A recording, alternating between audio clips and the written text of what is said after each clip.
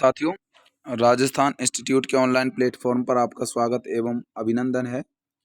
तो दोस्तों, आज हम बात करने वाले हैं राजस्थान के परिवहन का पार्ट 1 मैंने डाल दिया है, आप उसको देख सकते हो, यूट्यूब पर आपको मिल जाएगा।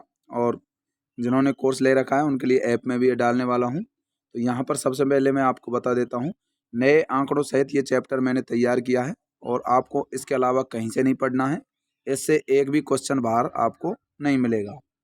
तो राजस्थान में सर्वप्रथम 1929 ईस्वी में जोधपुर के महाराजा उम्मेद सिंह के द्वारा राजस्थान का पहला फ्लाइंग क्लब जोधपुर में स्थापित किया गया। तो पहला फ्लाइंग क्लब कहाँ स्थापित किया गया? जोधपुर में। महाराजा उम्मेद सिंह के द्वारा यह स्थापित किया गया था 1929 ईस्वी में, यह आपको ध्यान रखना है। तो राजस्थान का पहला फ्लाइंग क्लब कहाँ है? जोधपुर में है, जो कि जोधपुर के महाराजा उम्मेद सिंह के द्वारा 1929 में स्थापित किया गया था। अब मैं बात करने वाला हूँ राजस्थान के कुछ महत्वपूर्ण हवाई अड्डों के बारे में, जो कि डायरेक्ट पूछे जाते हैं कि राजस्थान में कौन से ज़िले में कौन सा हवाई अड्डा है। तो सबसे पहले मैं बात कर रहा हूँ यहाँ पर सांगानेर हवाई अड्डा। तो राजस्थान का ये पहला और 14वां जो है अंतर्राष्ट्रीय लेवल का, इंटरनेशनल लेवल का ये हवाई अड्डा है। तो यहाँ पर आपको बता देता हूँ, ये राजस्थान का तो हो गया पहला, और जो पूरे देश की मैं बात करूँ तो पूरे देश में 14वें नंबर पर ये जो है आपको मिलेगा। 29 दिसंबर 2005 को इसे जो है अंतर्राष्ट्रीय हवाई अड्डे का दर्जा 2005 में दिया गया था, 29 दिसंबर को। तो 29 दिसंबर 2005 को जो है इसे अंतर्राष्ट्रीय हवाई अड्डा बनाया गया। अगली मैं यहाँ पर बात कर रहा हूँ, दूसरा है यहाँ पर महाराणा प्रताप हवाई अड्डा। ये महाराणा लिख रहा है, यहाँ पर महाराणा है, ध्यान रखना। तो महाराणा प्रताप जो हवाई अड्डा है ये कहाँ पर है? डबोक उदयपुर में है। तो ये स्थान है डबोक उदयपुर में। तो डबोक में जो है ये महाराणा प्रताप हवाई अड्डा है। तीसरा हवाई अड्डा है कोटा हवाई अड्डा, जो कि कोटा ज़िले में है। चौथा हवाई अड्डा है यहाँ पर मैं बात करूँ रातानाडा हवाई अड्डा, जो कि यहाँ पर जोधपुर में है। और पांचवा जो हवाई अड्डा है यहाँ पर किशनगढ़ हवाई अड्डा है, जो कि अजमेर ज़िले में है। तो यहाँ पर ये आपको दिख रहा होगा, छठवा लिख गया है यहाँ पर, यहाँ 4th नंबर का है। तो ये 4th नंबर का रातानाडा हवाई अड्डा जोधपुर में, पांचवा है किशनगढ़ हवाई अड्डा अजमेर में। इन पांचों हवाई अड्डों को विमानपत्तन प्राधिकरण के द्वारा, airport authority of India, AAI बोलते हैं इसको। ए का मतलब एयरपोर्ट, दूसरी ए का मतलब अथॉरिटी और ऑफ इंडिया। तो एएआई या फिर विमानपत्तन प्राधिकरण हिंदी में इसको हम बोलते हैं। तो एएआई या फिर विमानपत्तन प्राधिकरण के द्वारा जो है ये संचालित किए जा रहे हैं। इन 5 हवाई अड्डों को ध्यान रखना है, ये पांचों हवाई अड्डे भारतीय विमानपत्तन प्राधिकरण के द्वारा चलाए जा रहे हैं। एक सांगानेर हवाई अड्डा, महाराणा प्रताप हवाई अड्डा डबोक उदयपुर। सांगानेर हवाई अड्डा ये जयपुर में है, सांगानेर में। दूसरा है महाराणा प्रताप हवाई अड्डा डबोक उदयपुर में। तीसरा कोटा हवाई अड्डा कोटा में। चौथा रातानाडा हवाई अड्डा जोधपुर में। तो रातानाडा हवाई अड्डा कई बार क्वेश्चन इसका आ चुका है कि रातानाडा हवाई अड्डा कहाँ है? जोधपुर में। किशनगढ़ हवाई अड्डा जो है, किशनगढ़ अजमेर में है, तो वहीं पर ये किशनगढ़ में जो है अजमेर में यह हवाई अड्डा बनाया गया है।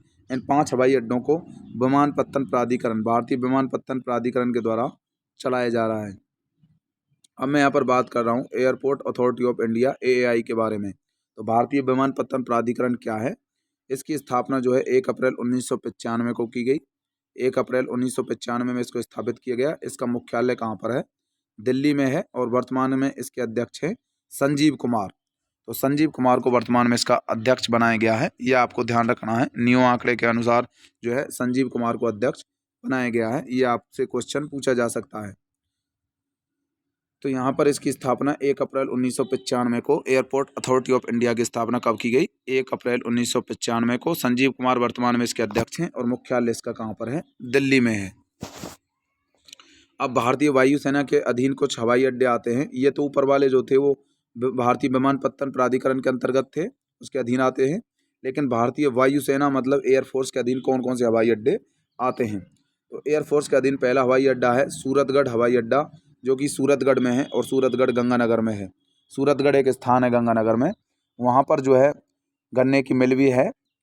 और सूरतगढ़ हवाई अड्डा कहाँ पर है? गंगानगर में है। दूसरा है यहाँ पर बात कर रहा हूँ मैं नाल हवाई अड्डा, जो कि बीकानेर में है, नाल हवाई अड्डा। तीसरा फलौदी हवाई अड्डा, ये जोधपुर में है। चौथा यहाँ पर जैसलमेर हवाई अड्डे की मैं बात करूँगा, वो जैसलमेर ज़िले में है। और पांचवा है उत्तरलाई हवाई अड्डा, ये है बाड़मेर में। तो ये आपसे पूछे जा सकते हैं, जो कि भारतीय वायुसेना के अधीन आते हैं। सूरतगढ़ हवाई अड्डा, गंगानगर, नाल हवाई अड्डा बीकानेर, फलौदी हवाई अड्डा जोधपुर, जैसलमेर हवाई अड्डा जैसलमेर और उत्तरराई हवाई अड्डा जो है ये बाड़मेर में है। अब देखिए नाल हवाई अड्डा कई बार पूछा गया है कि नाल हवाई अड्डा कहाँ पर है, बीकानेर में है। उत्तरलाई हवाई अड्डा भी पूछा गया है, ये कहाँ पर है, बाड़मेर में। सूरतगढ़ हवाई अड्डा गंगानगर, नाल हवाई अड्डा बीकानेर, उत्तरलाई हवाई अड्डा बाड़मेर और यहाँ पर फलौदी हवाई अड्डे की मैं बात करूँ तो जोधपुर में, जैसलमेर हवाई अड्डा जैसलमेर में है। राजस्थान में निम्न 2 ग्रीन फील्ड एयरपोर्ट भी जो है प्रस्तावित हैं कि 2 ग्रीन फील्ड एयरपोर्ट बनाए जाएंगे और वो बनाए जाएंगे कोट कासिम अलवर में और एक किशनगढ़ अजमेर में। ये कोट कासिम जो है ये अलवर में पड़ता है यहाँ पर और एक किशनगढ़ जो है ये अजमेर में है। तो कोट कासिम और किशनगढ़ में जो है ग्रीन फील्ड जो एयरपोर्ट हैं वो बनाए जाएंगे। तो ये आपको ध्यान रखना है, 2 ग्रीन फील्ड एयरपोर्ट कहाँ बनाए जाएंगे, कोट कासिम अलवर, किशनगढ़ अजमेर। ग्रीन फील्ड का मतलब है कि वहाँ पर जो है घास फास लगाई जाएगी आसपास कर और बहुत बड़ा वो ग्राउंड होगा, तो वहाँ पर ये एयरपोर्ट बनाए जाएंगे। तो ग्रीन फील्ड एयरपोर्ट जो है कोट कासिम अलवर में और किशनगढ़ अजमेर में बनाए जाएंगे। राजस्थान में टोटल जो है 32 हवाई पट्टियाँ हैं। जोधपुर में राजस्थान का जो है एकमात्र ट्रेनिंग स्कूल है, कहाँ पर है, जोधपुर में है। एयरफोर्स का ट्रेनिंग स्कूल कहाँ पर है, जहाँ पर एयरफोर्स के जो सैनिक हैं उनको ट्रेनिंग दी जाती है, तो ये है जोधपुर में। तो ये आपको ध्यान रखना है। राजस्थान में टोटल 32 हवाई पट्टियाँ हैं, जिनमें बात करूँ मैं जोधपुर में जो है राजस्थान का एकमात्र एयरफोर्स का ट्रेनिंग स्कूल भी है। अब यहाँ पर मैं बात कर रहा हूँ कुछ महत्वपूर्ण जो राष्ट्रीय राजमार्ग हैं जिनसे डायरेक्ट क्वेश्चन पूछे जाते हैं। तो यहाँ पर राष्ट्रीय राजमार्ग मैंने लास्ट पेज में रख दिए हैं जो कि महत्वपूर्ण है, जो आपके एग्जाम के लिए जो है जिम्मेदार हैं, मतलब उनमें आने वाले हैं। तो आपके एग्जाम में सीधे सीधे इनमें से मिलेंगे और आए भी हुए हैं ये क्वेश्चंस, तो इनको ही आप पढ़ें। इनके अलावा आप जो है और भी पढ़ना चाहें तो काफ़ी मिलेंगे आपको, लेकिन आपको याद नहीं रहेंगे। इस वजह से मैंने वही इसमें जोड़े हैं जो आपके एग्जाम में डायरेक्ट पूछे जाते हैं या फिर अभी तक पूछे गए हैं। तो यहाँ पर मैंने आपको लिख रखा है NH संख्या, मतलब कौन सा NH है उसका नाम। अब उसका नाम बदल करके क्या कर दिया गया है वर्तमान में, नव आवंटित संख्या। उसके बाद यहाँ पर राजस्थान में लंबाई, उसके बाद कहाँ से कहाँ तक और ये ज़िले जिनसे ये गुजरता है। भारत में ये कहाँ से कहाँ तक हैं और हमारे राजस्थान में कौन कौन से ज़िलों से ये गुजर रहे हैं। तो ये है नव आवंटित संख्या, जो नया नाम है वो।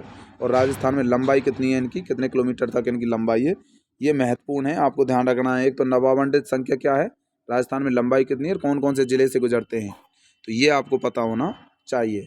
कहाँ से कहाँ तक जा रहे हैं भारत में ये पूछा नहीं जाएगा, लेकिन राजस्थान से पूछा जाएगा किस किस ज़िले से गुजर रहा है और कितने किलोमीटर राजस्थान में लंबाई है और नया नाम क्या रख दिया गया है।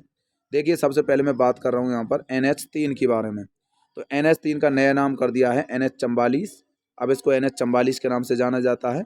28.29 किलोमीटर इसकी लंबाई है और ये जो है यूपी के आगरा से और महाराष्ट्र के मुंबई तक इस जो है ये रोड जो है बनाया गया है। आगरा से मुंबई तक ये जाता है और राजस्थान में केवल धौलपुर ज़िले से NH44 गुजरता है। उत्तर दक्षिणी कॉरिडोर का ये भाग माना जाता है।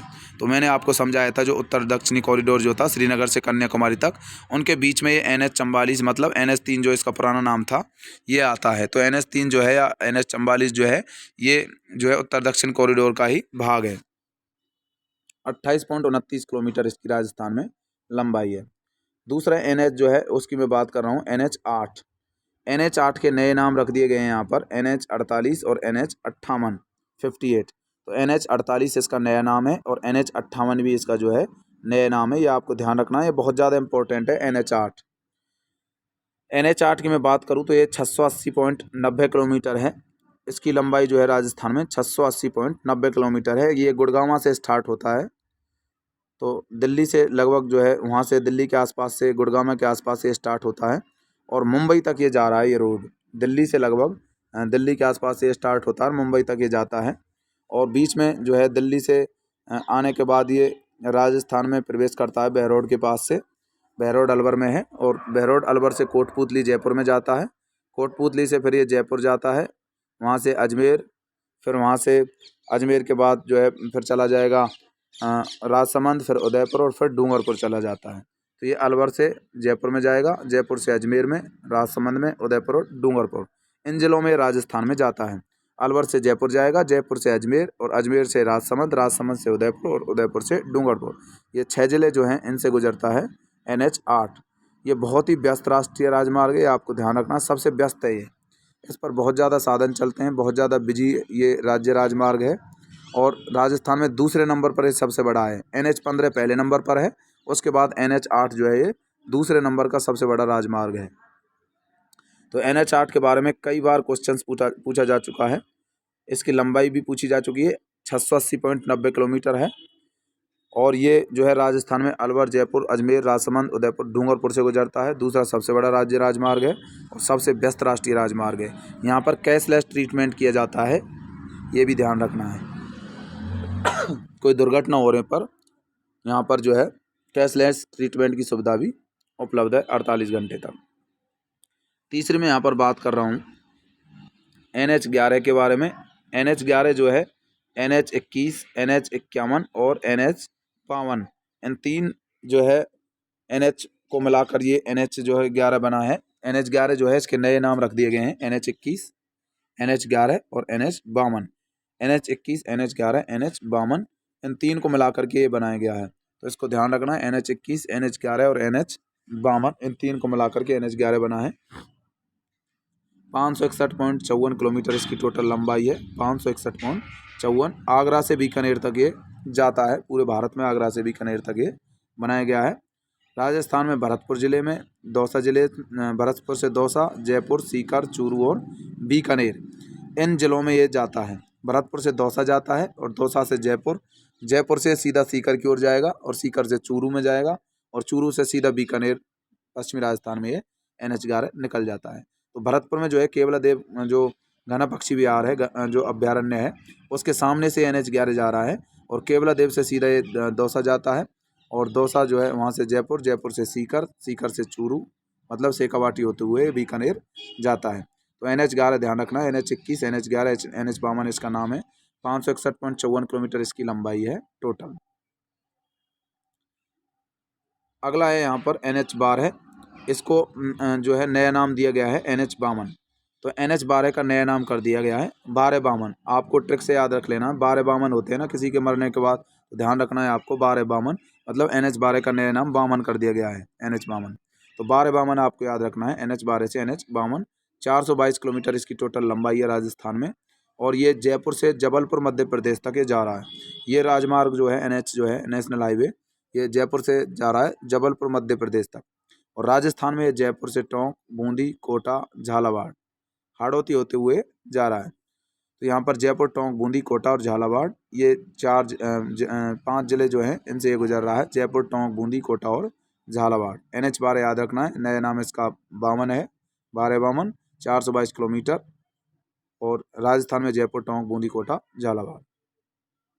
NH14 की मैं बात करूं तो नए नाम जो हैं इसके NH162 और NH62, ये इसका नया नाम रखा गया है। NH162 और NH62 दो को मिलाकर के ये बनाया गया है। तो NH14 जो है 162 और ओनली 62 को मिलाकर बना है। 306 किलोमीटर इसकी टोटल लंबाई है। ये ब्यावर अजमेर से कांडला गुजरात तक ये जाता है, कांडला बंदरगाह के आसपास तक ये पहुंचता है। तो ब्यावर से कांडला तक ये गुजरात तक ये जा रहा है NH14 पूरे भारत में और राजस्थान में अजमेर, पाली और सिरोही ज़िलों से ये गुजरता है। तो अजमेर, पाली और सिरोही का ध्यान रखना है आपको, 3 ज़िलों से गुजर रहा है, अजमेर, पाली और सिरोही। NH15 की मैं बात करूं, इसके बारे में जो है काफ़ी बार क्वेश्चन आते हैं। NH15 बहुत ज़्यादा इम्पोर्टेंट है, ये आपको याद रखना है, आपसे रिपीट हो सकता है। NH62, NH11 और NH68। लेबर असिस्टेंट 2016 वाली जो भर्ती थी उसमें NH15 शायद पूछा गया है, 2016 या 18 में से पूछा गया है। और इसकी जो नए नाम दिया गया है इसका, जो नव आवंटित संख्या है वो है NH62, NH11 और NH68। NH62, NH11, NH68, 878 kilometre इसकी टोटल लंबाई है। आपको कई जगह पर बदलाव मिलेगा इसमें, लेकिन आपको केवल 878 ध्यान रखना है, ऑथेंटिक ये है, ऑथेंटिक सोर्स से ली गई ये लंबाई है 878 किलोमीटर। NH15 की लंबाई कितनी है? 878 किलोमीटर है। पठानकोट से ये समख्याली तक जाता है। पठानकोट से कहाँ तक जाता है? ये समख्याली तक जाता है। राजस्थान में गंगानगर, पश्चिमी राजस्थान में गंगानगर से बीकानेर, जोधपुर, जैसलमेर, बाड़मेर, जालौर इन ज़िलों से गुजरता है। तो 6 ज़िलों से होकर जा रहा है ये, गंगानगर, बीकानेर, जोधपुर, जैसलमेर, बाड़मेर और जालौर तक ये जाता है, गंगानगर से जालौर तक। और राजस्थान का सबसे लंबा राष्ट्रीय राजमार्ग भी NH-15 है। तो ये आपको ध्यान रखना है, राजस्थान का सबसे लंबा राष्ट्रीय राजमार्ग कौन सा है। NH-15 जो है राजस्थान का सबसे लंबा राष्ट्रीय राजमार्ग है। गंगानगर, बीकानेर, जोधपुर, जैसलमेर, बाड़मेर और जालौर जिलों से ये जा रहा है। NH-15 के बारे में काफ़ी बार क्वेश्चन पूछा गया है। नया नाम इसका NH-62, NH-11, NH-68, 62-11-68, ये आपको ध्यान रखना है। 62-11-68 याद रखना है। 62-11-68 NH-15 का नया नाम है। 62-11-68, 878 किलोमीटर टोटल लंबाई। गंगानगर पश्चिमी राजस्थान में जा रहा है, गंगानगर से बीकानेर। जैसे कि मैं आपको मैप में बता देता हूँ, मैप में मैं बात करूँ तो ऊपर यहाँ पर गंगानगर है, गंगानगर से बीकानेर जाता है, बीकानेर से यहाँ पर जोधपुर जाता है और जोधपुर से सीधा ये कहाँ निकल रहा है, जोधपुर से जैसलमेर, यहाँ पर जैसलमेर आ जाता है और जैसलमेर से बाड़मेर जा रहा है और बाड़मेर से यहाँ पर जालौर तक ये जाता है। सीधा एक रेखा में यहाँ पर ये पश्चिमी राजस्थान में जा रहा है। ठीक है, तो ये आपको ध्यान रखना है। तो पश्चिमी राजस्थान में ये कहाँ से कहाँ तक जा रहा है, ऊपर गंगानगर से स्टार्ट होता है और यहाँ पर जालौर तक ये जा रहा है। इस प्रकार ये रोड बना हुआ है पश्चिमी राजस्थान में। ठीक है, तो ये आपको ध्यान रखना है। तो ये जो है NH-15 जो है ये 878 किलोमीटर इसकी लंबाई है। अब मैं यहाँ पर बात कर रहा हूँ यहाँ पर NH-65 की। NH-65 जो है NH-52, 58 और 62, इन तीन को मिलाकर NH-65 बनाया गया है। 52, 58 और 62, 560 किलोमीटर इसकी लंबाई है। अम्बाला से जो है ये पाली तक ये जाता है, अम्बाला से पाली तक आ रहा है ये चूरू, सीकर, नागौर, जोधपुर और पाली, इन जिलों से गुजरता है। चूरू, सीकर, नागौर और पाली, ये आपको ध्यान रखना है। चूरू, सीकर, नागौर, पाली, जोधपुर, तो इनसे NH-65 गुजर रहा है। NH-52, NH-58, NH-62, 52, 58, 62, ये यहाँ तक गुजर रहा है। 52, 58 और 62 तक ये गुजर रहा है। 560 किलोमीटर टोटल राजस्थान में इसकी लंबाई है। अगला है यहाँ पर NH-71B। NH-71B की मैं यहाँ पर बात करूँ तो इसका नया नाम कर दिया गया है NH-919। 919 जो है इसका नया नाम रखा गया है। तो NH-71B इसका पहला पुराना नाम है और NH-919 इसकी नई आवंटित संख्या है, मतलब नया नाम इसका रखा गया है NH-919। 4.7 किलोमीटर इसकी लगभग लंबाई है। 5 किलोमीटर भी पूरा नहीं है, ये केवल 4.7 किलोमीटर है। केवल अलवर ज़िले से ये राजस्थान में गुजर रहा है। ये रेवाड़ी जो है हरियाणा में है और पलवल भी जो है ये हरियाणा में है। तो रेवाड़ी से पलवल तक ये जा रहा है, तो बीच में अलवर जो है यहाँ से होकर के गुजरता है। तो रेवाड़ी से जब हम पलवल की ओर जाएंगे तो अलवर से होकर गुजरना पड़ता है। तो अलवर से होकर जब जाते हैं तो यहाँ पर ये 5 किलोमीटर, 4.7 किलोमीटर इसकी लंबाई है। और सबसे छोटा राष्ट्रीय राजमार्ग NH-19 है, जिसका पुराना नाम क्या था, NH-71B है। तो ये आपको ध्यान रखना, सबसे छोटा राष्ट्रीय राजमार्ग NH-919, पूर्व नाम NH-71 है, NH-71B, और वर्तमान में NH-919। अब बात करता हूँ मैं लास्ट NH की, NH-89, 89। तो NH-89 जो है इसे NH-58 और NH-62 भी कहा जाता है। NH-58 और NH-62 को मिलाकर के NH-89 बनाया गया है और 278 किलोमीटर इसकी टोटल लंबाई है। अजमेर से बीकानेर तक जाता है, तो बीच में नागौर जिला भी आता है, वहाँ तक भी राजस्थान में जा रहा है। तो अजमेर से बीकानेर जा रहा है, तो अजमेर, नागौर और बीकानेर होकर के गुजरता है NH-89। तो NH-58 और 62 को मिला करके NH-89 बनाया गया है, 278 किलोमीटर है। तो ये महत्वपूर्ण आपके NH हैं जो मैंने आपको बता दिए हैं। इनसे एग्जाम में क्वेश्चन आते रहते हैं, तो ये आपको याद रखने हैं। अब आपका जो परिवहन टॉपिक है पूर्ण रूप से नए आंकड़ों के साथ मैंने करवा दिया है। इसके अलावा आपको जो है कहीं से कुछ नहीं पढ़ना है, पूर्ण रूप से इसका कंटेंट है ये। इसके अलावा आपको एक भी अक्षर किसी गाइड से नहीं पढ़ना है, किसी भी किताब को नहीं पढ़ना है। कहीं आप पुराने आंकड़े पढ़ जाओ और पुराने आंकड़े आ गए और नए आंकड़े आएंगे, पुराने तो पूछे नहीं जाएंगे, तो पुराने आप करके आ गए तो आपका क्वेश्चन गलत हो जाएगा। इस वजह से इसमें मैंने बिल्कुल नई आर्थिक समीक्षा के अकॉर्डिंग इसमें आंकड़े डाले हैं, तो यही आपको पढ़ने हैं। जिन्होंने कोर्स नहीं लिया है वो कोर्स ज्वाइन करना चाहते हैं तो 96 64 39 60 24 पर कॉन्टैक्ट करके कोर्स ले सकते हो। साइकोलॉजी का कोर्स भी अपना अलग से मिल जाएगा, मात्र 100 रुपये में आपको फ़िलहाल मिल जाएगा और पूरा कोर्स आपको 699 रुपये में मिल जाएगा। तो इस पर कॉन्टैक्ट करके आप जो है कोर्स परचेज कर सकते हो। तो चलिए दोस्तों, आज के लिए बस इतना ही। धन्यवाद।